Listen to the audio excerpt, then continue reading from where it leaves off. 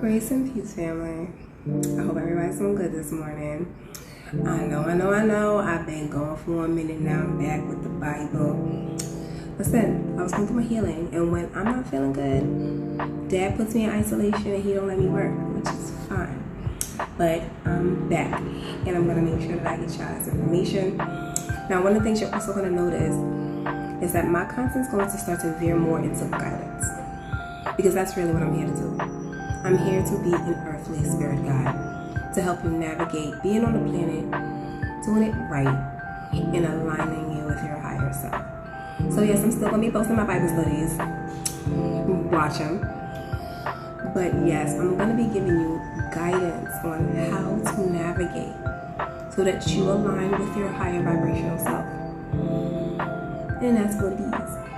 So I'm going to get into the information that I have for you today, and I'm happy to be back. So for everyone who checked in, thank you. I am doing well, and I got some stuff for y'all. Let's get into it. So today's information is going to be the direct relationship between temptation, free will, and choice. Now, a lot of people don't understand how these things actually go together. So I'm going to put how they go together and how you're supposed to use them to align. So the first thing we're going to talk about is temptation.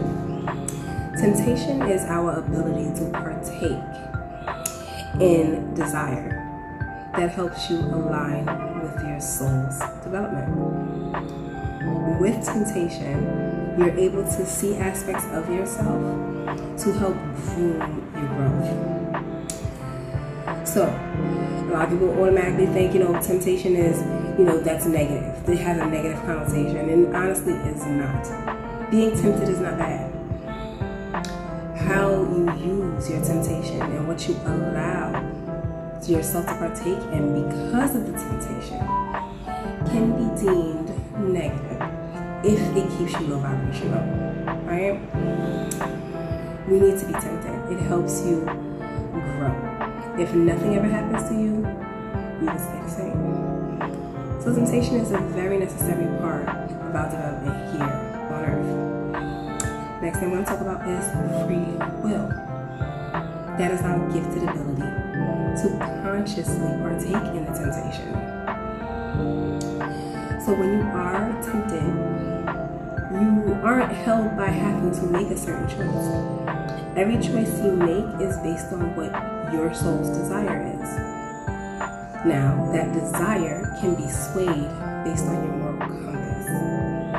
If you are someone who does not have a high moral standing, and you are easily swayed into negative thought patterns, processes, and habits, you tend to stay low vibrational. It doesn't allow you to align with your higher self.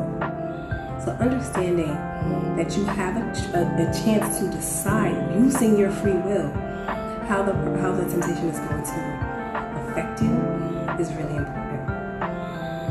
Lastly, choice. Choice is your decision when it comes to all of the factors based on your free will, based on your experiences. That's the way you're going to go with that temptation. So, when you are making a choice that you know is not going to improve you, feels good in the moment, but long term is not necessarily going to help you, that's not quite staying on the path. And that's why a lot of people fall into systematic repeating of trials, such as regular bad relationships, bad eating habits, bad health habits. All of these things fall in line because you're allowing the temptation and desire to sway your free will into a way that you know is not necessarily going to help you develop. These three things go together. They literally are partners in crime or partners in development, honestly.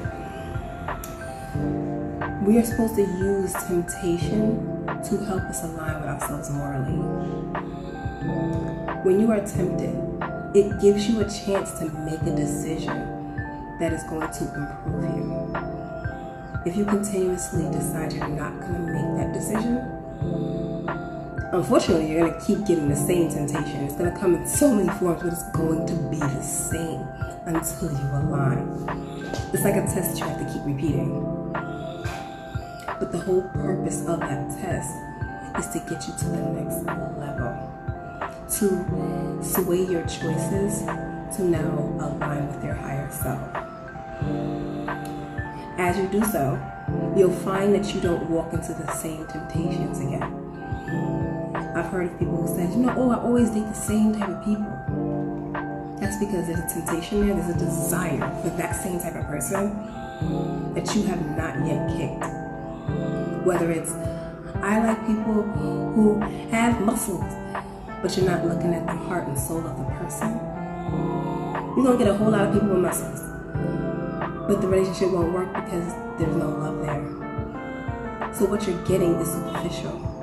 It has no substance. And you'll keep getting the same thing until you decide you want the substance. I'm going to go deeper into this in a whole other video, but obviously we can't get into everything right here.